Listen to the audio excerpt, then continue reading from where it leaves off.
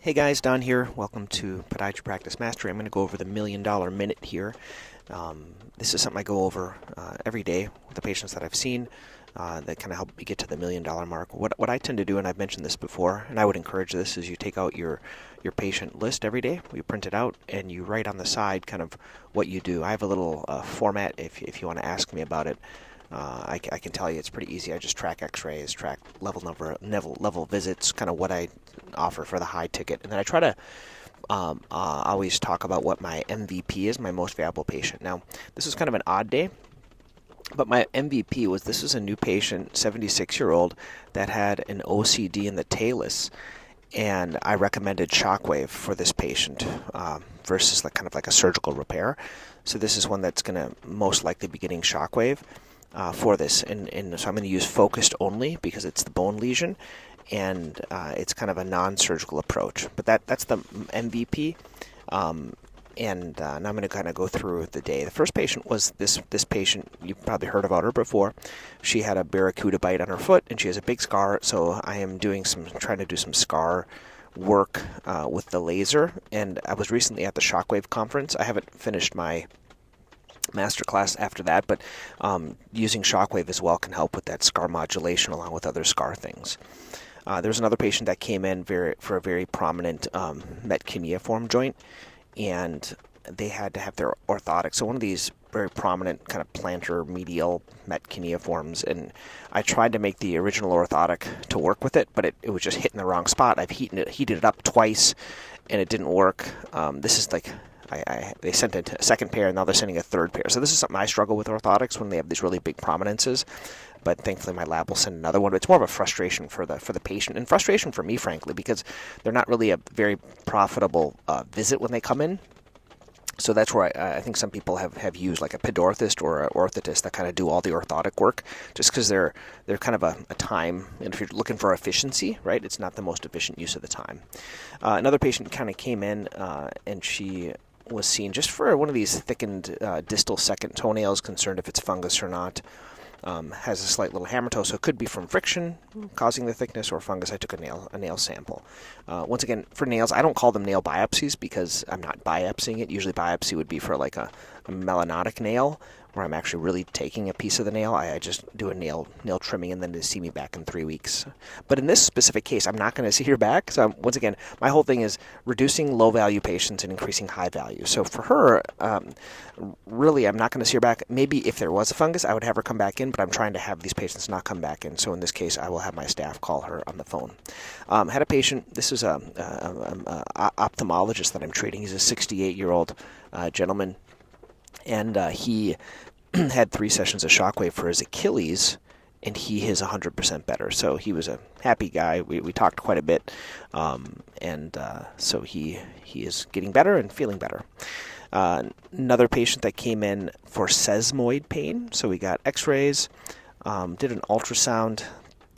There was no fracture of the sesamoid. I think it's more of a sesamoiditis. So I did recommend, if he's not better in about 4 weeks, to do Shockwave. So that'll be the plan in 4 weeks if he's not better. Another patient, this is a physician's assistant that just kind of got better, or I'm sorry, just finished school, and she has had a peroneal pain. Now she has like Achilles pain. I think it's from standing like for 10, 12 hours a day in her rotations. And she got my whole Pelto Special. If you don't know what that is, it's most of my musculoskeletal thing that have equinus, they're getting a night splint, foam rolling, and a morning stretch, and I just call that my Pelto Special, just because it was called the Saviet Special, one of my other partners here, but I didn't like to say his name all day, so that's why I called it the Pelto Special. Or just the special, and she's going to come back in about 4 weeks to see how she's doing. Another patient that came in for Lamisil, did the Lamisil booster, which I call the booster. So Lamisil has visit 1, where they get the 90-day, and then the Lamisil number 2, which is where they get another round, but at a lower dose for a while, and then back to a normal dose. Another patient that came in, this was a new patient, came in for a couple of things. Came in for routine care, I did that. Had also a lot of metatarsalgia due to a cocked up a 5th MPJ, and it was very, very painful. It's been there for years. Patient has tried different inserts, tried trimming off the callus. It's just so painful. So this patient is going to get an elevational osteotomy of that fifth metatarsal. And I did refer that over to my, there's another new doctor with me here that just joined an associate. He kind of likes doing that, so he'll be doing that. I don't mind doing those, but what I found more and more is that my schedule is booked out about 6 months for surgery. And so that kind of gives me, an opportunity for some of these other patients to go to these other doctors, right? So he's going to see this just only because he didn't want to wait that long. Makes it a little bit better for me because it's not the most effective use of my time right now. Another patient came in for after EPAT. They are 80% better after 3 sessions. And I believe this was on the plantar fascia region. So I'm going to do a 2-month follow-up. And if they're 80% or more, then not going to do anything else. If they're still kind of plateauing, then I am going to do another round of Shockwave. What I'm starting to say to patients now is after Shockwave, what the research showed from this conference is that the maximal result is at 3 months, and then it kind of goes down a little bit, but it takes a whole 3 months. So I'm doing a 6-week follow-up and then another 6-week follow-up. That's kind of what I'm doing for my follow-ups of the Shockwave.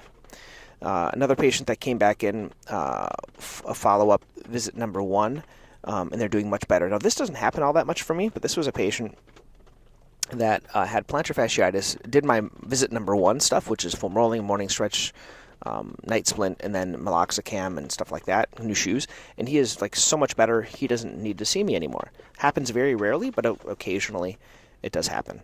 Another patient that came in for midfoot arthritis, got x-rays, really didn't need much of anything.